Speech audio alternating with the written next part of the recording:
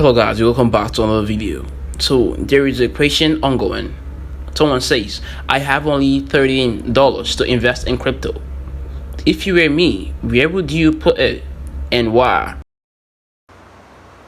Investing $13 in shitcoin is a game of win or lose, and investing in potential coin will in all probability guarantee a progress, which I think is a success. And I think this is a coin you can actually buy.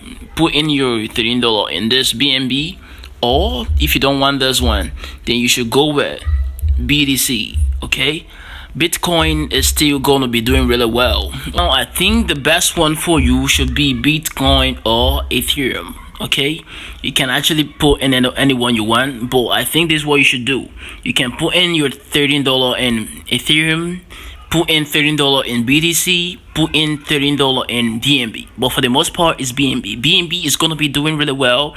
So the next one is compound coin. Compound coin is a coin I've told people to buy time on time. So you can also put in your $13 right here, and your money is going to be making you a huge amount of money. Okay, so this is the future.